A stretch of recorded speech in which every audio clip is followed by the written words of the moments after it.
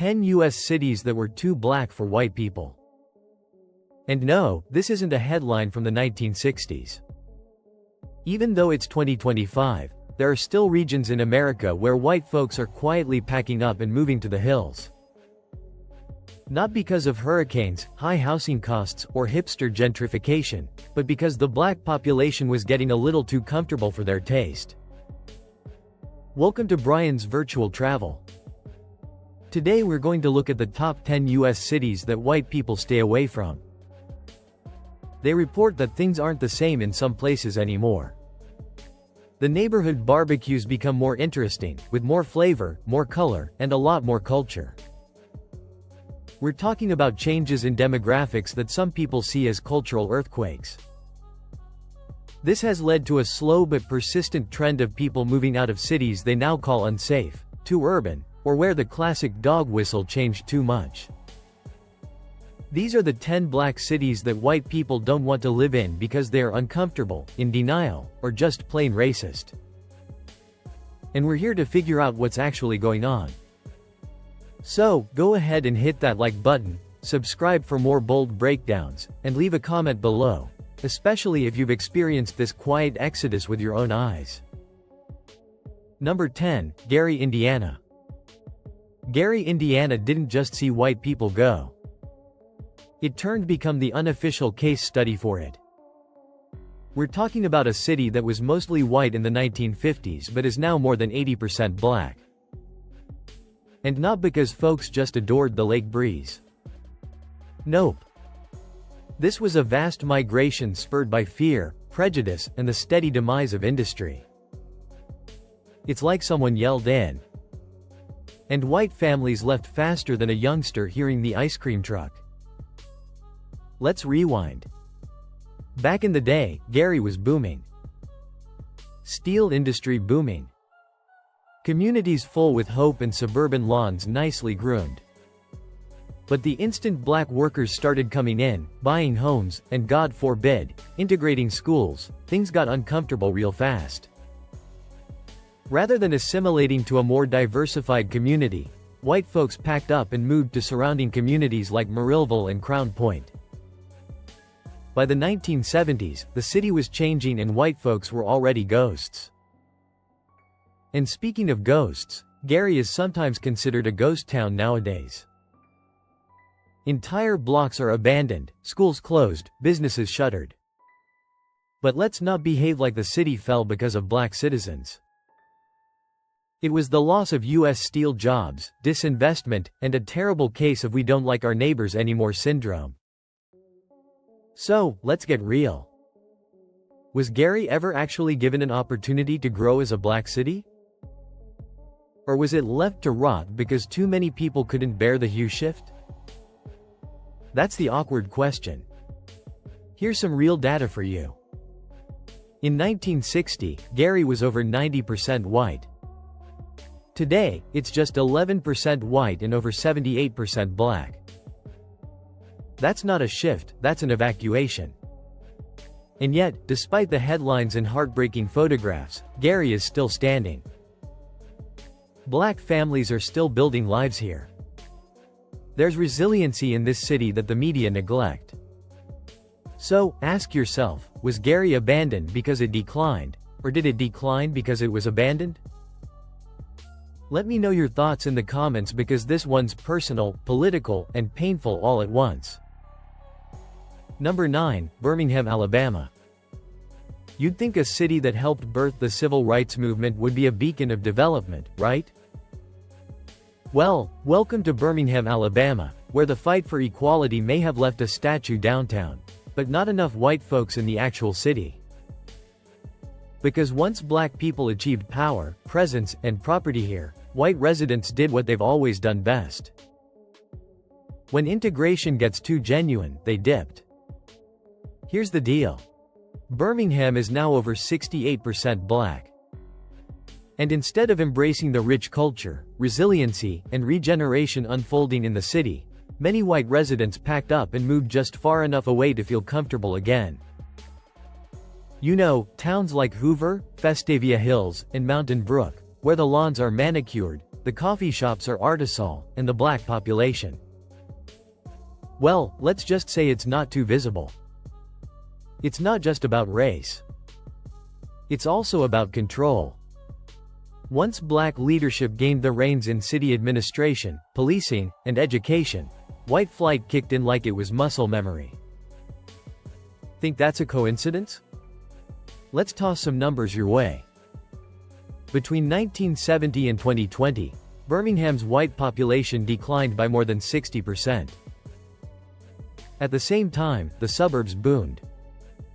Vestavia Hills, for example, expanded by almost 50% since the 1990s. Because nothing shouts, we support diversity. Like escaping to a gated neighborhood 15 minutes down the interstate. But here's the actual twist. While many ran, Birmingham didn't merely wither. The city is rebuilding. Black-owned enterprises are rising. Cultural landmarks are prospering, and the vibe, it has history, hustling, and hot wings you won't get in the suburbs. So, I've got to wonder, was Birmingham discarded by white folks because it declined? Or did it decline because it was rejected the moment it stopped being majority white? Drop your opinions in the comments. Is this white discomfort or just another chapter in America's never-ending saga of racial self-sorting? Either way, the barbecue in Birmingham is well worth the journey. Just don't expect to find a Whole Foods on every corner. Number 8, Cleveland, Ohio. Cleveland didn't merely lose population. It lost a huge demographic. And no, it wasn't an accident or a seasonal migration like birds migrating south. White residents in East Cleveland didn't trickle out. They vanished. And what followed? Disinvestment, degradation, and the kind of indifference you'd expect from a city they pretend doesn't exist anymore. Now, let's keep it a 100. Cleveland's no stranger to suffering. Deindustrialization hit severely. Jobs disappeared faster than your cousin at rent time, and poverty became the new municipal symbol. But while economic ruin touched everyone, it was the racial transformation in places like East Cleveland that really propelled white residents into suburban panic mode. Between 1970 and 2020, East Cleveland switched from majority white to over 90% black. And instead of sticking around to invest in the future, many white people packed up for suburbs like Parma, Mentor, or anywhere with a Trader Joe's and fewer black neighbors. Coincidence? Or just the usual pattern of this neighborhood isn't what it used to be? Code means too much melanin, not enough mayonnaise. And here's the kicker. Once the white population fled, so did city services. Schools crumbled, roads broke, and grocery shops converted into corner stores with bulletproof glass. Yet, black inhabitants stayed, adapted, and kept fighting because unlike others who left, they didn't have the option to opt out of the struggle. So, here's a serious question. When white persons go and take the funds, the investment, and the headlines with them, who's really accountable for the decay? Those who stayed or the ones who bailed? Cleveland is a case study in how white flight doesn't merely empty houses, it drains hope. But it also proves something else. That black communities can weather the storm even when the system leaves them hanging. Number 7, Newark, New Jersey. Newark didn't just lose its white population, it got ghosted badly. And unlike some communities where people leave and kind of trickle back once property values sink low enough, Newark's white flight came with a permanent do not forward notice. Once the 1960s riots hit and black and Latino people demanded equality, white individuals bolted like their tax dollars depended on it. Newark was previously a primarily white working-class city with Italian and Irish districts, corner stores with sausage links hanging in the windows, and churches on every block. But when the civil rights movement clashed with police brutality, poverty, and racial tension, the 1967 Newark uprising erupted. That was the breaking point. White residents left quickly than a politician caught with a throwaway phone. By 1980, Newark had transitioned to 75% Black and Latino. Today, the city is around 50% Black and 37% Latino, while the white population, a whisper in the census, less than 12%. Most migrated to surrounding suburbs like Livingston or West Orange, where they could still declare they're from Jersey without ever having to touch Broad Street. So, here's the awkward question. Was it the insurrection that drove white folks away? Or was it the thought of black political dominance that drove them rush for the exit? Because Newark didn't fall apart. It was abandoned. And while it became the butt of late-night jokes and sloppy media takes, the truth is this. Newark has culture, pride, and a grind you can't teach energy. It's the home of Queen Latifah, Shaquille O'Neal, and the realest Portuguese food north of Lisbon. But for some folks, all they see is color, and not the vivid sort on a mural. Just black and brown. And nah, not for me. So, I'm asking you, when white people leave and the city gets deemed dangerous, is that about crime or comfort zones being shattered? Drop your opinions in the comments. Have you ever seen a city people judged more than Newark without truly knowing it? Number 6, St. Louis, Missouri. St. Louis didn't simply get split, it got surgically segregated by race, class, and zip code. On one side, you got North St. Louis, a largely black area with history, culture, and individuals who've stuck it out despite decades of disinvestment. On the flip side, white flight in full effect with areas like St. Charles, Chesterfield, and Bowen accumulating transplants like they're organizing a Make America 1950 Again convention. Here's the kicker. St. Louis used to be the IT city. Booming economy, baseball passion, and a skyline that actually meant something. But when black residents started gaining political and economic footing, white folks started packing boxes like gentrification was happening in reverse. The moment integration wasn't simply a slogan, but a lived reality. North St. Louis became too black and the suburbs became the escape route. Let's hit the numbers. The city of St. Louis is presently over 46% black and only approximately 41% white. But go 15 minutes out to St. Charles County and it swings to almost 85% Caucasian. That's not diversity. That's a demographic retreat. And don't let the Mississippi River fool you. This gap isn't geographical. It's psychological. The preconceptions about Northside violence and urban deterioration are served daily, even though the real story is about resource hoarding, policy negligence, and yes, good old-fashioned fear. So, let's pose the hard question. Is North St. Louis really dangerous, or is it primarily black and underfunded? Because it's strange how the most dangerous neighborhoods are often the ones people stopped investing in soon when the complexion shifted. Yet through all of this, North St. Louis is still standing. The people are resilient. The history runs deep and the community is stronger than the fear that pushed others away. So tell me, have you ever seen a city with this much potential get written off so fast just because it doesn't seem like a suburban Target ad anymore? Drop your opinions in the comments. Smash that like button if you're here for the actual discourse. And don't forget to subscribe because the top 5 cities on this list, oh, they become even messier. Let's keep going. Number 5, Chicago, Illinois. Chicago didn't merely separate by accident. It virtually turned it into an Olympic sport. And if you want to see where white flight obtained a master's degree in denial, simply take a tour through Inglewood or North Lawndale. These neighborhoods didn't lose white residents over time. They were evacuated like someone yelled variety over a loudspeaker in the 1960s. Now, let's be clear. The Windy City is known for a lot. Deep dish pizza, unscrupulous politicians, and a skyscraper that could flex on most cities. But it's also one of the most heavily segregated cities in America. Not decades ago, right now.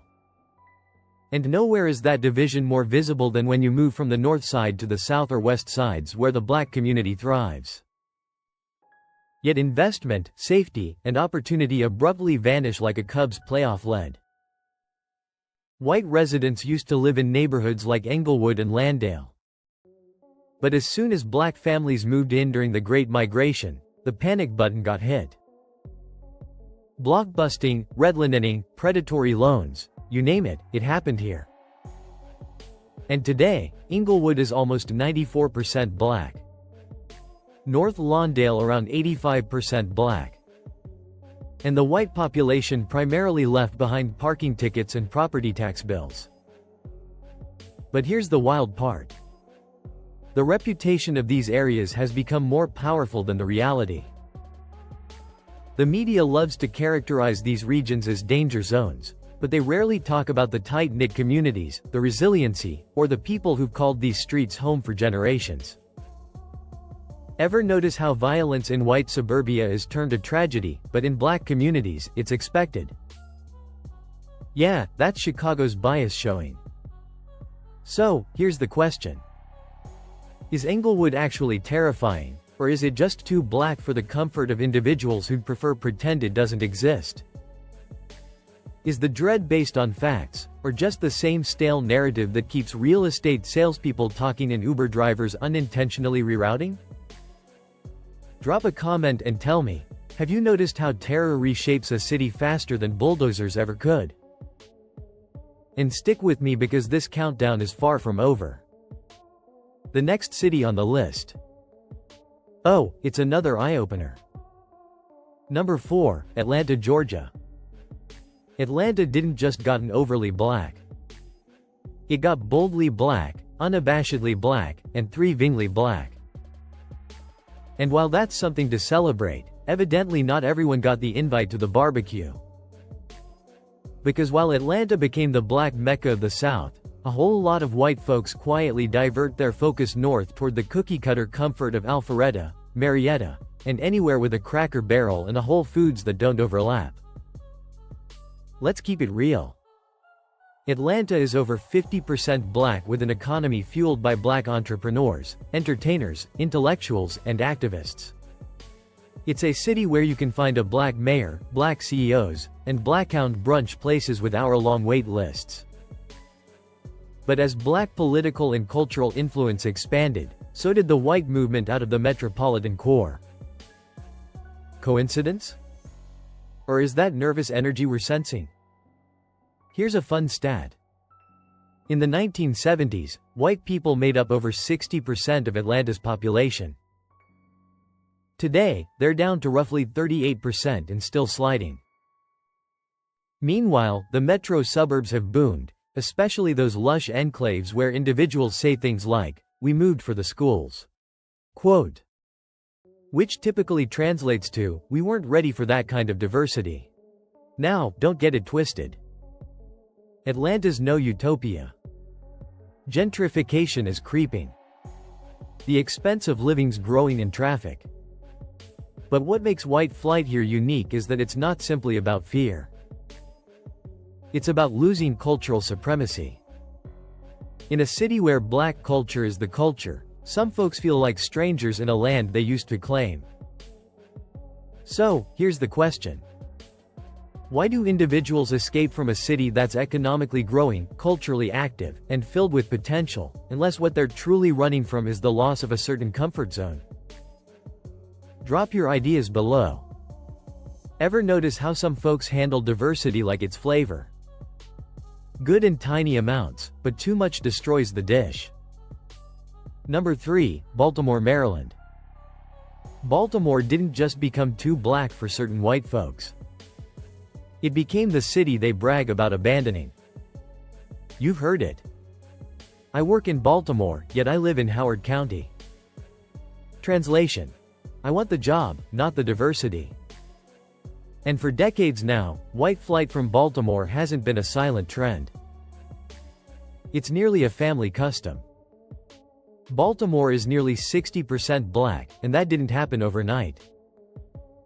Since the 1960s, white citizens have steadily and sometimes not so slowly retreated to adjacent suburbs including Anne Arundel, Harford, and Howard counties. These are the places where it's safer, the schools are better, and wink wink, it just feels more like home. But let's not pretend that these talking points don't come steeped in coded language and a sprinkle of generational bias. Want numbers? Between 1950 and 2020, Baltimore lost almost 350,000 white citizens. A decrease so dramatic it might make your real estate portfolio dizzy. Meanwhile, the city's black population rose, neighborhoods shifted, and the culture evolved into something powerful, sophisticated, and to some too much. Ever notice how the same communities that brought us legends like Thud Marshall and Jada Pinkett Smith also get classified as battle zones by TV news? Baltimore isn't only stereotyped. It's weaponized as an illustration of what happens when cities become black. But let's be honest, is the problem the individuals or the fact that funding, attention, and respect vanished the moment black families moved in? And here's where it becomes real. Because as white families fled, black Baltimore built. They built companies, culture, advocacy, and identity. They restored row houses, made art, and kept the soul of the city alive. Even when outsiders drive in for crab cakes and sports games, but drive out before the sun sets. So, ask yourself, do people flee Baltimore because of crime or because the city doesn't represent the image they're comfortable with anymore? Drop a comment below if you've experienced this kind of exodus in real time or if you're from Baltimore and proud of it. Number 2, Jackson, Mississippi. Here's the stunner. Jackson, Mississippi is approximately 80% black. And for several white residents, that figure alone was the final we're out of here moment. The state capital, a city that should be the crown jewel of Mississippi. But instead, it's been steadily abandoned by the very people who once operated it, lived in it, and let's be honest, owned it.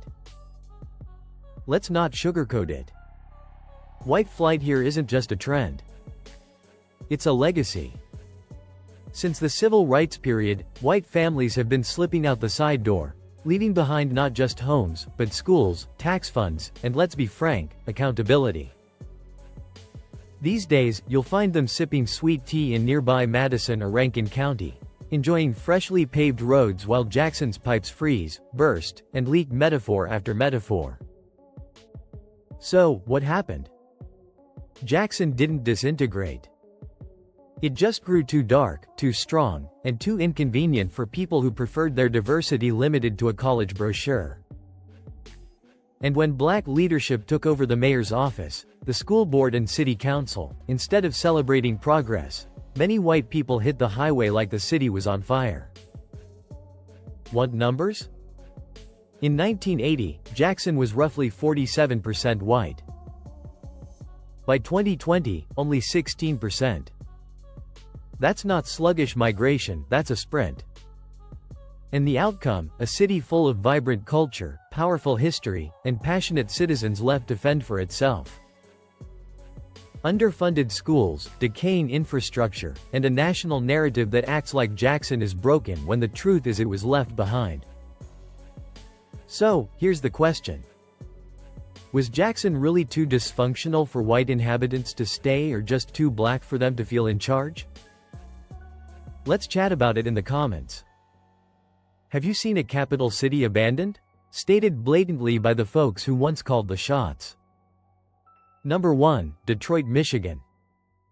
Detroit didn't only create cars, it made history as the ultimate case study in white flight. This is ground zero, y'all. A city that transitioned from being 85% white in the 1950s to almost 75% black today. And no, that wasn't because white folks suddenly developed a passion for the rural life. It was because the city got too black for their comfort and they punched the gas pedal out of there faster than a Dodge Challenger on Woodward Avenue. Let's speak facts. As black families flooded in during the Great Migration, hoping for excellent work in the auto sector and a piece of the so-called American dream, white inhabitants responded with fear, redlining, blockbusting, and eventually wholesale displacement. By the time 1967's revolt shook the city, white families had already started streaming into suburbs like Warren, Livonia, and Bloomfield Hills like there was a sale on safety and silence. But here's the irony. Detroit didn't crumble because it got black. It crumbled because white investment, corporate income, and political attention fled the minute white residents did. It was disinvestment by design, economic sabotage in a trench coat. You ever wonder how a big U.S. metropolis files for bankruptcy while its suburbs flourish? That's not terrible luck. That's a blueprint. Today, Detroit is a city of survival. Black-owned businesses are blooming, culture is booming, and people who stayed are reconstructing what was taken down. But the headlines still characterize it as a city of devastation. Why? Because in the perspective of some, a black old recovery doesn't count. So, here's the final question in this countdown. Was Detroit's decline truly about industry collapse? Or was that just the cover narrative for an exodus that started the moment integration knocked on the door? Drop your answers in the comments. Have you seen this exact trend occur elsewhere? And before you go, don't forget to like, subscribe, and hit the notification bell so you never miss another deep dive like this one. Share this video with someone who needs to hear the real story behind America's migration trends. Thanks for watching Virtual Travel by Brian, where we deconstruct the places people ignore, the truths they hide, and the communities still holding it down. See you in the next.